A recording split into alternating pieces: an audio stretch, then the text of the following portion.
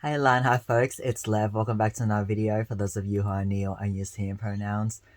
Firstly, I want to say thank you for your patience. I know I haven't been posting or even recording videos lately because of chaotic things happening in my life and my head just not being in a good place. But I'm trying to sort of ease myself back into it. And today's video, sort of a special one to me. I wanted to share like the little love story I have with my partner, how we met, and just a few reflections I have about the experience so far and what I've been learning. How we met is like sort of a funny story actually, and it's partially funny because the time that we met, I wasn't planning on dating and I was not thinking about dating, and then it just happened. But I'll start from the start. So if you watch one of my videos from like early last month, actually I'll link it down below because that's relevant to the story. I posted on Lex. Lex is like an LGBTIQ plus social dating app sort of thing. Like connect with community, make friends, dating, hookups. Um, get a lot of things from there. I posted about an escape room because I wanted to make more friends in the LGBT community who might like escape rooms. So I posted about it was like a call out sort of thing. Like I'm looking for escape room bunnies. I want to organize a room. Anyone interested, message me, and I got a lot of responses. And I did organize a room, and unfortunately, a lot of the people were not able to make it because the time and day that I ran the room did not suit their availabilities. But there were two people who came. One of them ended up being the person who I'm dating now to be my partner. So there was three of us in the group in total. And yeah, honestly, at the time, I was not like on my Lex profile. I specifically said friends because I wasn't looking to date because of everything that happened with my ex, and I was still like recovering, and I was not like trying to look for dates. Like I was thinking, okay, if it happened naturally, and if it happens naturally, then I'll sort of ride with it. But I'm not like putting myself out there with the intention of dating people. And yeah, when we first met in person, we talked a little bit over Discord before we met in person. But when we met in person, it was like we just connected. We just really vibed, and we ended up spending the entire day together. Like it was just planning an escape room, maybe hang out for some food after, and then go home. We ended up hanging out all day, like all night, literally. We did the escape room, and then we went to the arcade, and then we went to watch a movie at night. Um, and then we met up again and went on a few more dates. Yes, dates. And then actually the second time we met up, we watched Scream. I wanted to watch Scream. It was like a horror movie. I wanted to watch it, so we watched Scream and we talked a lot. Really vibed. She has some similar experiences. I forgot to say earlier that my partner uses they, them, or ze pronouns. I'll put those on the screen. They, them, or ze. They are trans, non-binary as well, and they are also pan, which works out for both of us because I'm also pan. So we met a few times in person, and we've been talking a lot, like messages and voice calls. For a few weeks before they asked me if I wanted to be their boyfriend, and we were in a call. It was like past midnight, right? So my brain was like completely mush at the time, and I didn't know how to answer the question because it sort of came as a surprise to me because I didn't think of that like so soonish. Because with my past experiences, like this weird rule I had with myself that I didn't strictly enforce, but it was like a thing in my head that I would not make it official with anyone until I like been I can't speak, been in connection with them or like dated them for at least 3 months. So I did not answer that night because my brain was mush, and I needed time to think about it and reflect. And after I was done reflecting, during the reflection actually, I was asking myself, what is the purpose of me dating? Like, what is the purpose of the dating period for me, instead of just straight up just meeting someone once and then liking them and then just straight up going into an official relationship immediately? And my answer was like trying to see how compatible we are, and how another thing I was looking out for is how much effort do they put in. Are they committed to putting in effort and building this connection with me? Not like commitment. I don't mean like, okay, we're together for life sort of thing. It's more like commitment to putting in effort and doing the work that's required to build this connection. And it goes both ways. And also the way they treat me, the way they talk to me, and stuff like that. That was a reflection I came up with, I guess, when I was asking myself, why am I dating? And I was just weighing up stuff in my head, and I did feel really comfortable with them. I still do feel comfortable with them, not just did. And then the next day, actually, when I was reflecting, I messaged them saying, yes, I'd like to be your boyfriend. And then that was a month and a half ago, specifically May 15th. So we've been official for a month and I was gonna say 15 weeks. A month and 15 days. Sorry, my brain is just blanked. Yes. No, that's our like little how we met story. Yes, now I'm just gonna share like sort of the reflection side of things, because as y'all might know, I love reflecting on stuff, and I end up making long ass TED Talk videos about it. So the first thought is like, this relationship with my partner currently is unlike any other relationship I've experienced in my entire life, because they are genuine and they put in a lot of effort, and it's not a one-sided relationship, and it's very respectful. Like, we respect each other a lot, and respect comes in many forms, like respecting each other's boundaries, respecting each other's needs, listening to each other's wants. Yes, there's more, but my brain is just blank right now. Just quickly touching on boundaries, it's like boundaries in intimacy, boundaries in terms of having independent time, boundaries in terms of my head not being a good place and not feeling like talking to anyone, and that being honored. It respects with boundaries also comes in different forms, and they've shown it across all forms, and just how much they care about me and love me genuinely. And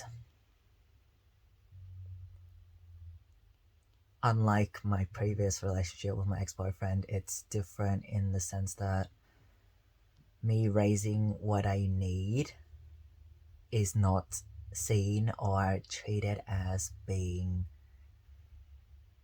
needy, or me being selfish, or being immature, and all of those not very nice things that were said to me when I raised my needs with my ex-boyfriend. Yeah, it's just very different, and it's also not like an intense roller coaster ride. Like, even when there are moments of happiness and euphoria, it's not like this intense high and then it just quickly crashes down like this, and then not necessarily like crash down to like rock bottom, but just baseline here. It doesn't just go like this and then straight up goes back down like this, and then another thing like this, and then goes back to normal like this. It's not like these, I don't even know how to explain it. Sharp up down up down up down sort of things. It's like it's a steady ride. It's a steady ride, and even with happiness, it's like a what I call like meaningful fulfillment. It's like a long sort of sustained happiness, not like a short term, okay, 10 minutes later the happiness dies sort of thing. It's like sustained over hours and even days. And point I should mention is that with this sustained happiness, it's not like wreaking havoc on my nervous system. So it's not like happiness where my nervous system is just constantly hyper up here like this. It's my nervous system is functioning at my own like baseline ideal level while I feel happy. It's not chaotic happiness up here where I'm just feeling on edge and all the time. More reflections, and this part sort of also gonna touch on like how I'm growing as a result of being in a relationship with my partner and stuff like that. So the first thing in terms of the growth and what I'm learning category, God, my brain just gone blank. When I first started dating them, I was scared to be honest with my needs, partly because of my past adverse experiences, but also there's the part of me that does not feel good enough, and that's a part of me that's still here, and it still bothers me sometimes. But I'm working towards breaking out of that chain and the cycle of I don't feel good enough, therefore no one should honor my needs, or I don't have, actually a better way to word it is I'm not good enough, therefore I don't deserve to have my needs honored. Therefore, actually, I don't know. I'm just, wait, let me, actually, yeah. I'm not good enough, therefore my needs should not be honored and met because I am just a waste of space and a waste of people's time. And it's just like a constant thing that goes in a loop. I'm not good enough, therefore my needs shouldn't be met and honored. And it just goes like this. And that's something I'm working towards breaking out of because it's not very healthy for me and it's basically self-sabotage. Yes, back to my partner. I was scared to raise what I really needed, and I did a few things out of obligation, not because I wanted to genuinely, but because I felt obligated to, and I feel guilty if I didn't do it, and I felt guilty if I said no. Um, it's nothing to do with my partner themselves. It's because of the narrative I have in my own head about this. It's not like I said something and then they took it the wrong way and treated me horribly and responded horribly like my ex-boyfriend did. That didn't happen. It's like the narrative in my head that led to self-sabotage, hence I did not do the raising what I need thing. Also, in the process of doing things out of obligation and feeling guilty if I said no, I ended up hurting myself mentally and emotionally, not physically, not like physical harm. Emotionally and psychologically hurt myself by lying to myself, and lying to myself does a lot of damage to me. So that is like it's like a chaotic chain. Like one thing always like has an effect on another. Like doing things out of obligation means lying to myself, and lying to myself means detrimental mental health, and it just goes like that. So in terms of how I'm rewriting this narrative, it's breaking out of the chain, and my like being in this relationship, my partner has given me contradictory evidence to what I've known for a very long time. So what I've known is I'm not good enough, therefore I should not have my needs and met and honored, and I'll be needy, and I mean seen as needy if I be honest with what I need. I say it a lot. My needs can come in a lot of different ways. One example is I get overstimulated, and one need might be to bail out of crowded places or bail on an activity when it's too overwhelming. That's just one example. I lost my train of thought. Yes, contradictory evidence. So in the presentation of new evidence to what I know, it's like sort of breaking down the old unhelpful chain of thinking and the story I have in my head, just breaking that all down by erasure, just erasing the parts that are no longer helpful, writing the new narrative over here and having this new evidence. I'm trying to this new evidence sort of form the foundation of the new narrative. It strengthens the new narrative. I'm writing this new narrative, and then there's this evidence to back up my new narrative, which I will end up replacing the old unhelpful narrative, if that makes sense. Second point sort of links in with the first. I don't know why I did that with my eyes.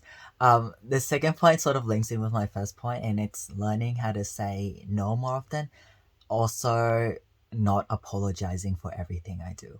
So I have a habit of apologizing when I do something to honor my needs, like not being up for a voice call or not feeling like talking much and wanting to stay offline to and like get offline completely and be in my own little world for a while to recharge, or having to rain check something.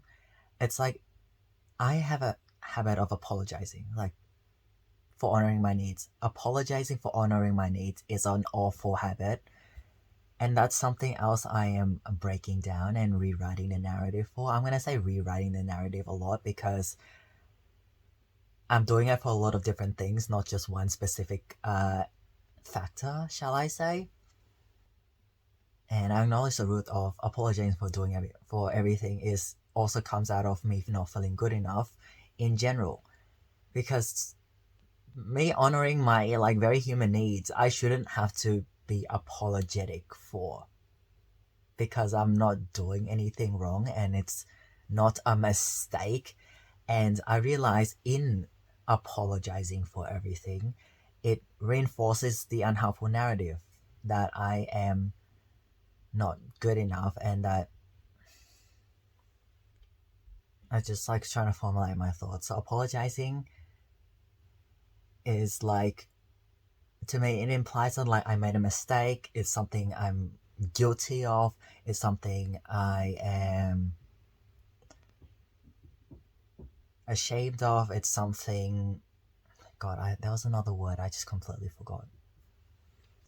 Also implies like it could be something I regret, and being honest to myself and saying what I need is not something to regret. It's not a mistake, and it's nothing to be ashamed of.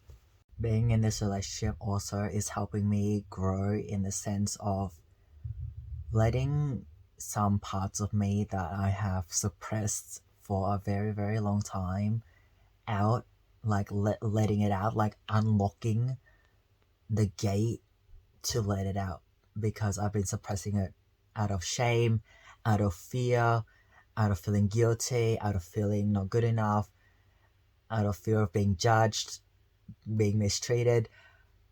Just letting loose more and just being more open. I don't know if open is the right word. Well, sort of being more open to being me and exploring things and not having fucking shame attached to it has been a very big thing for me. And the reason I'm able to let loose more and unlock all these very shame heavy parts of me out is because I feel genuinely safe and genuinely comfortable, and knowing that me letting all these parts of me being seen, like like just laying out all on the table and letting it be seen and being vulnerable about all of these things, is my partner is not going to change the way they see me as a person, and it's not going to change the way they treat me as a person, because they also have experienced a lot of adversity and shit, shall I say, and they welcome humanness as much as I do. And I think that's another reason we work so well together, is that literally it doesn't, us disclosing these deeper parts of ourselves doesn't change the way we treat and see each other, and that's just really important. This is something that I'm still getting used to, and my brain is still like wrapping its head around it and adapting to it. And it's the fact that I have a partner, like, and I'm in a proper relationship, like an actual proper relationship, not one that is like one-sided. That's not a proper relationship for me. One, yeah, an actual proper healthy relationship.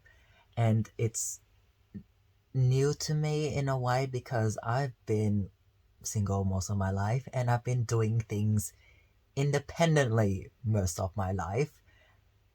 Meaning, how do I explain this in a way that makes sense? No, I don't mean independent as in like I have no one else around me in my life and I've been living alone with away from human contact for the past 24 years.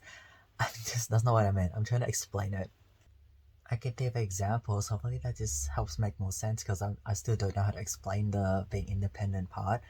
Like figuring out my LGBT identity alone. Like I did have the support of friends and my therapist and I talked to them about it, but it's not the same thing as being in a intimate relationship with someone where literally we're like partners in crime and we literally work through things together and stuff. Another thing is going like going through the whole severe depression, anxiety by myself, navigating the trans stuff too independently,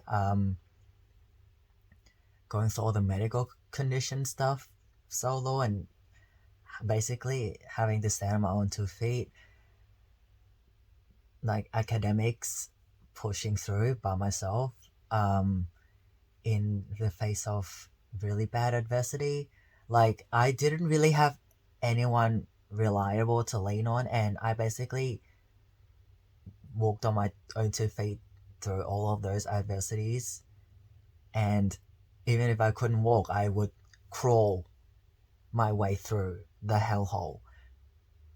And yeah, it's I don't know how to explain like being independent. I just hope it y'all can sort of get the picture. Um, was in this relationship, sometimes I actually forget that my partner is here with me and I don't have to figure out things by myself. Sometimes I'm just like, oh god, I don't know, I have to figure out myself, and my partner's like, you realize you don't have to figure out all of this by yourself, right? I'm just like, oh yeah, I forgot that I don't have to do this alone. I actually said that multiple times. I'm like, I forgot that I don't have to do this alone because I've been doing things alone most of my life. That's why it's still a new thing to me. Like, I guess it's also not my normal because, again, I've done things by myself and I don't really ask. Another thing about me is I don't really ask people for help until it gets really, really, really bad.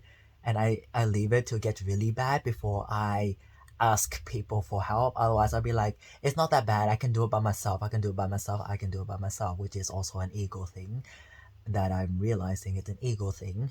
Ego as an EGO. Um, yes, that doing things by myself the whole time. And now I'm learning how to accept the fact that it's okay to ask for help and that I don't have to do everything by myself.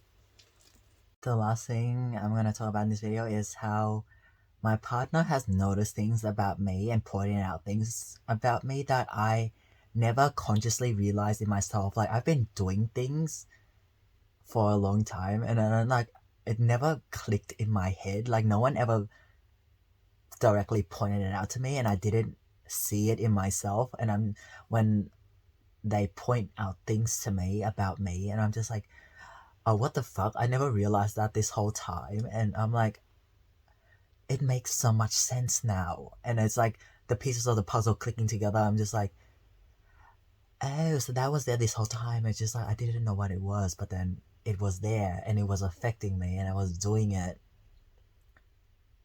One example is stimming. Stimming is like repetitive movement sort of thing to sort of calm down my nervous system and prevent myself from going to like overstimulated mode. Like sometimes I've actually done this a lot in public, like that, just showing on this. Or I would be very touchy feely and like to fiddle. That's just one example. Another example is that I'm neurodivergent. Uh, Another thing is like how it's sort of linked to before, but like in the intimacies aspect of the relationship, particularly, I'm scared of letting myself loose fully in that area. Even if I really want to do things, I get scared of letting loose because there's this still that whole fucking shame part attached to things, and I'm scared of letting loose because the narrative in my head about intimacy is still that it's something to be ashamed of. Like these human desires in terms of intimacy is something to be ashamed of. And that's not helpful. Sorry, I got sort of sidetracked. So yeah, them pointing out things to me that I didn't realize in myself, like now consciously being aware of it, allows me to work on it and reflect more on it and see what I need to change to improve things and what's working well, what's not working well. Now that I'm more consciously aware of things. Yeah.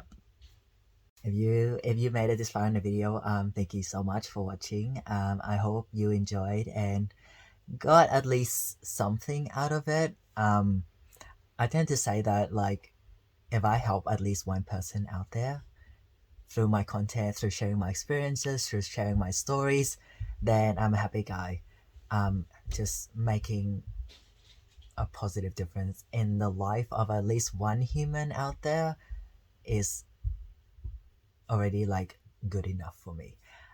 Thanks for watching, folks, and I will see you in the next video.